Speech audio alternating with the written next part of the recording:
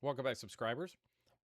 This title of this is a letter of marque, and most people aren't going to really understand what this is. This has to do with maritime law, and it's a letter of acceptance for you to be able to basically like a free pass for you to go do pillaging, profiteering. So it goes. I'm gonna talk about like how I learned about this and how this applies to directly to where we're at in human history and how this is being reissued. Now, whether or not they come out with the actual letter of marque, it's possible. It's possible that they can do this, and I'll explain about that. Um, if uh, it has to do with allowing people to do things that are kind of above the law. Like you get a free pass to be a lawbreaker, like a pirate.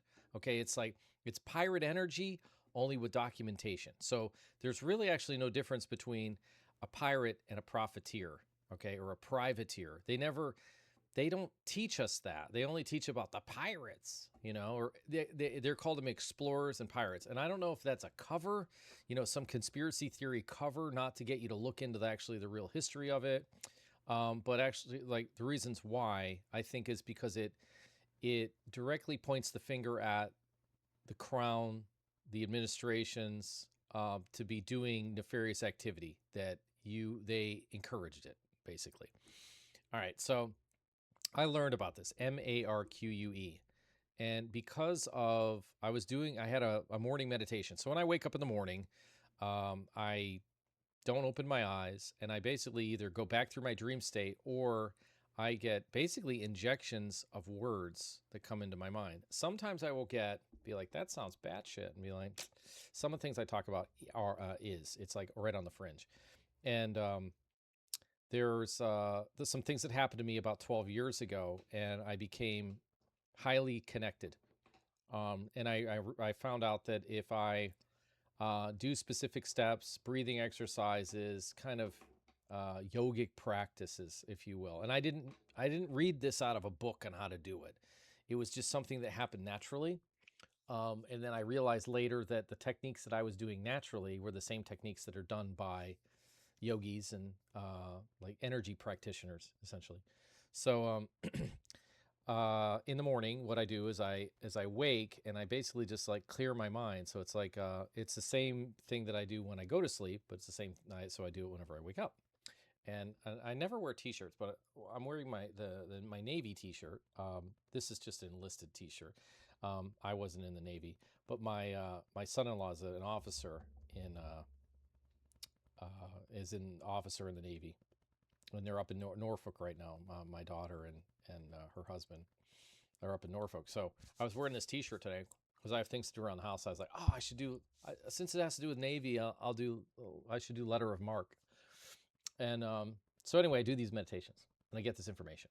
And one of the mornings I had woken up and it was just the marque. It was just kept repeating the marque, the marque, the marque. And I didn't instantly go to like Mark of the Beast or any of that business.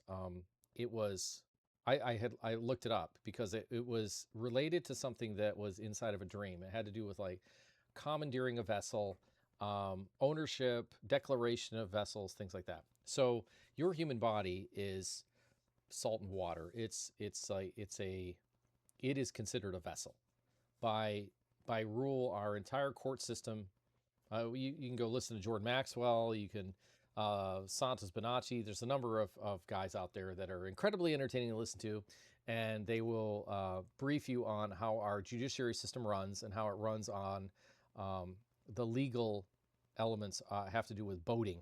They're like, well, they just didn't have any other terms to float around, so they decided to call him the bailiff, and that you're passing the bar and you're gonna go walk the plank and like whatever it is. But there's so many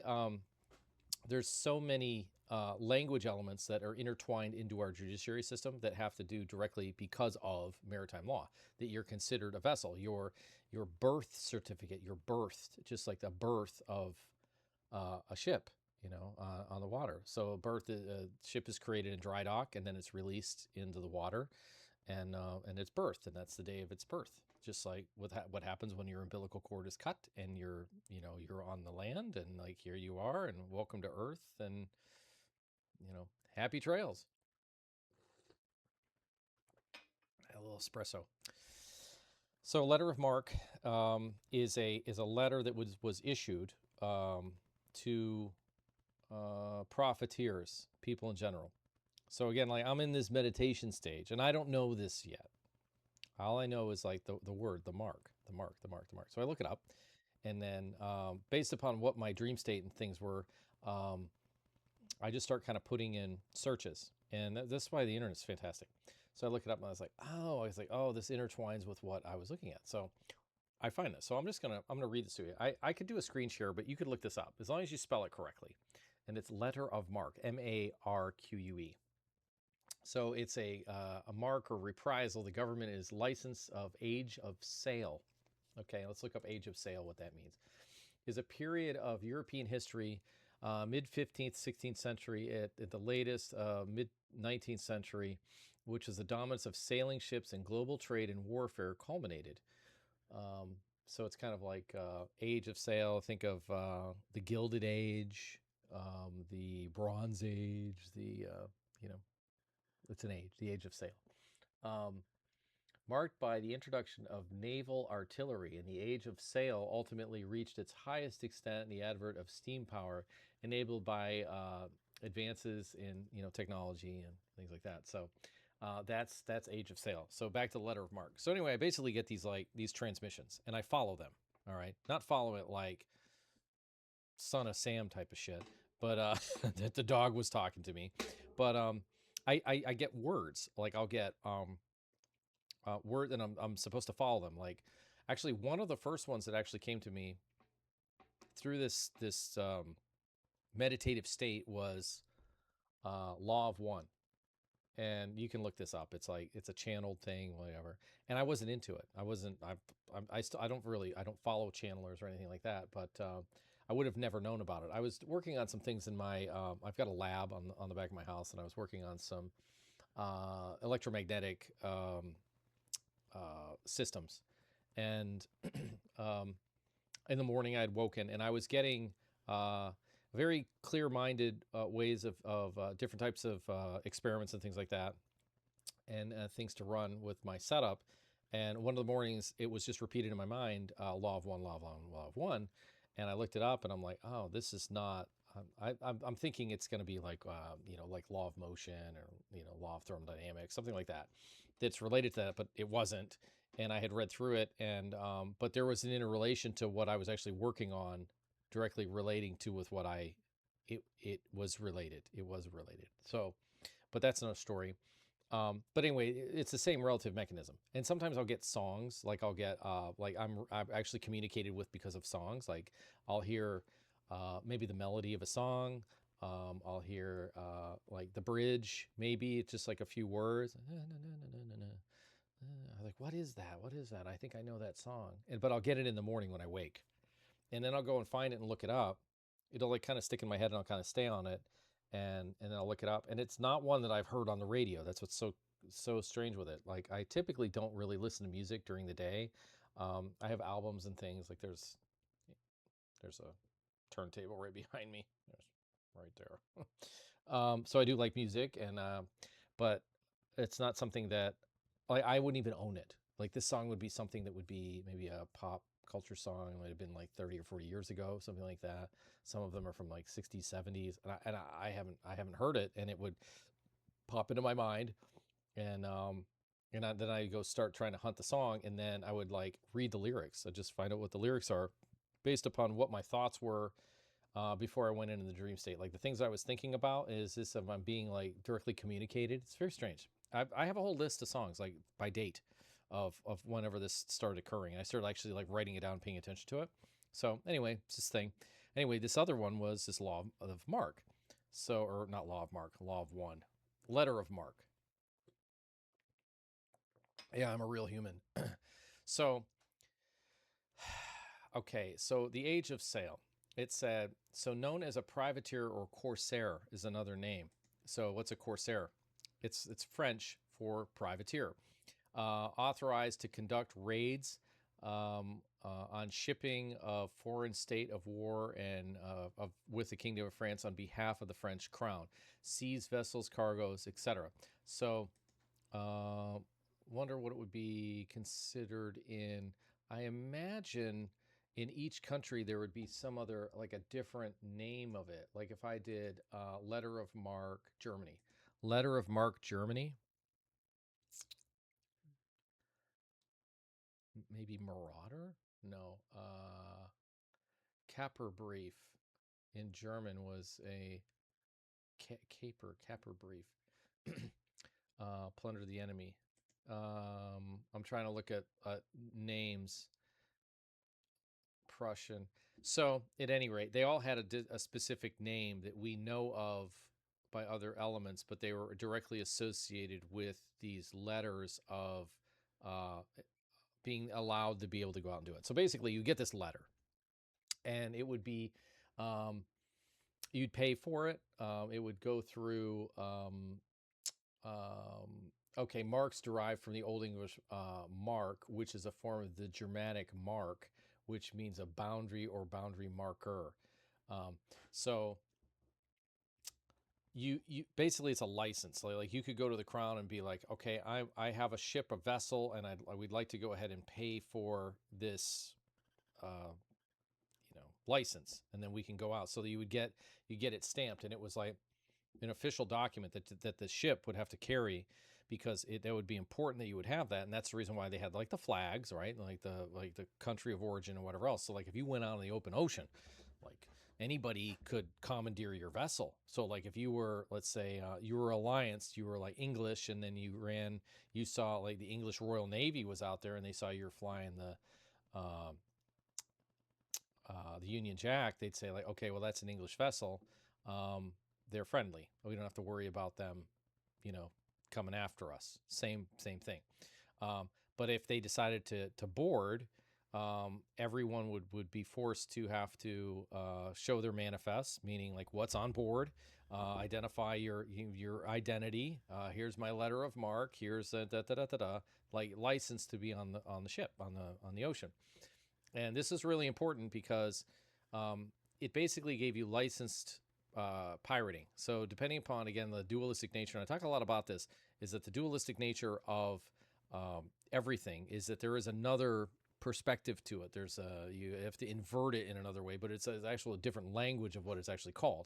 So, and from one perspective, from the crown's perspective of whoever issued the mark, would be a privateer, a profiteer, right?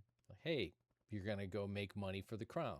We don't really give a shit how you do it, but you can go pillage and whatever. But ultimately, you're under the rule of the crown. So they're like, basically think of like a subsidiary. They're like part of, they're on behalf of the crown. But you have to follow the rules of whoever we're buddies with. If you, for example, if it's England, and this happened to Sir Walter Raleigh, English, and goes out and his guys end up pillaging a Spanish colony, and like, even stealing or killing people, and that gets back to the crowns, then it's like, hey, one of your guys, took out one of our colonies,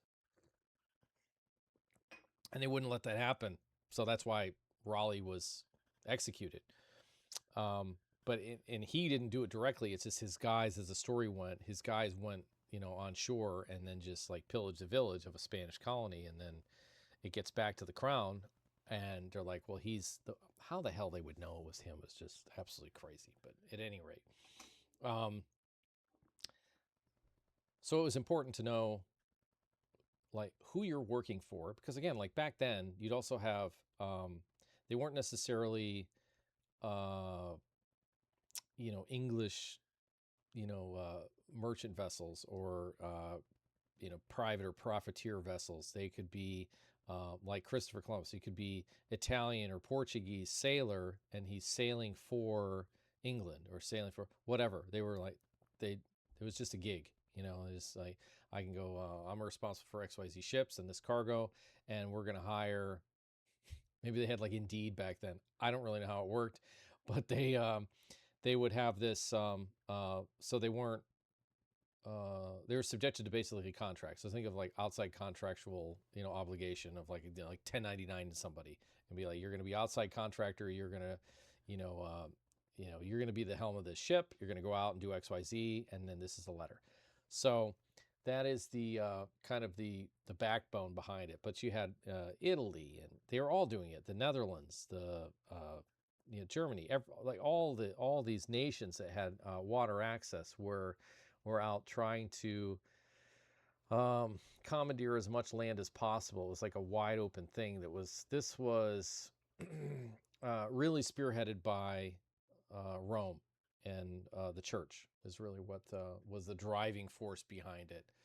Um, so what they don't teach is they don't teach about uh, this letter. They definitely don't teach about letter of marque, but they don't teach about like profiteering and privateering and what the difference is. So it's like, well, so from the lens of the privateer, the private equity business running out there, uh, they don't they don't look at themselves as pirates.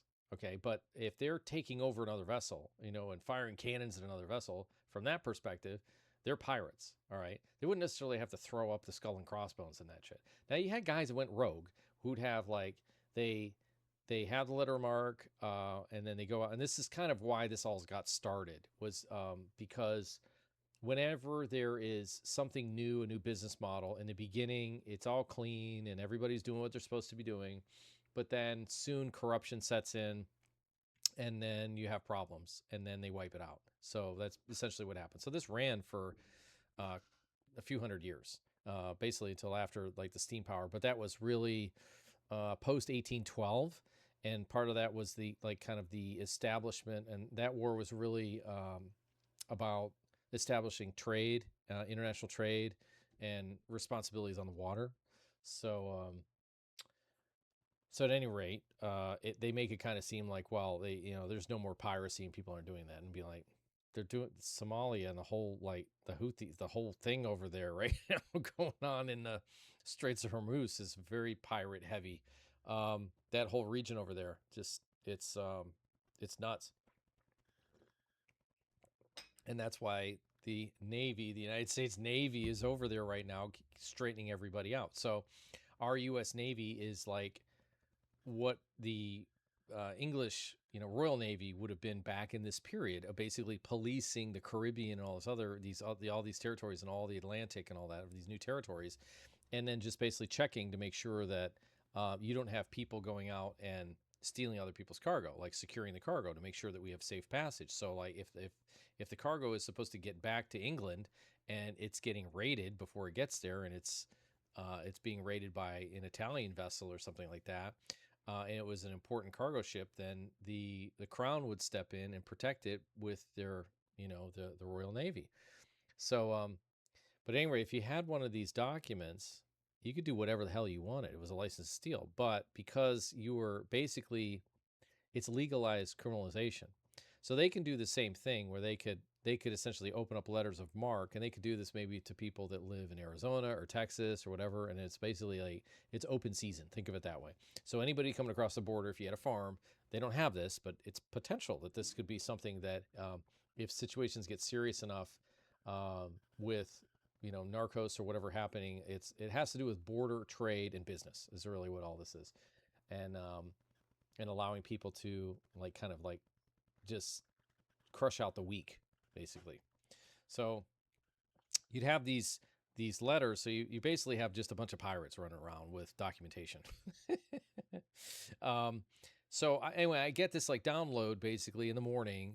Marque, da da da da da. I start reading about it. I was like, oh right. I was like, oh well, this directly tunes into blockchain. This is exactly what this is. This is blockchain. And nobody ever talks about it. I was like, oh, this is kind of an interesting story. There's such a rich history in this, and this is really what established what we know of as the colonies in the United States, the establishment of it. So the early history on it, during the Middle Ages, armed private vessels enjoying sovereign tacit consent, if not always explicit formal commission, regularly raided shipping in other states as a case of the English Sir Francis Drake attacks on Spanish shipping. Queen Elizabeth I, despite protesting her innocence, took a share of the prizes. Dutch jurist Hugo Grotitus, Grotis, 1604, seminal work on the international law, the law of a prize of booty, was an advocate of brief defending Dutch raids on Spanish and Portuguese shipping. So basically, think of it almost like as a football game or something, but you're actually dealing with lives and sinking ships. So like a lot of times these guys would they'd either commandeer the vessels or they'd sink other vessels. Like sometimes they'd scuttle the ship. They would just so they wouldn't just leave the ship out. They would just load everything that they'd have on a ship that they'd want. They maybe like kill everybody on board.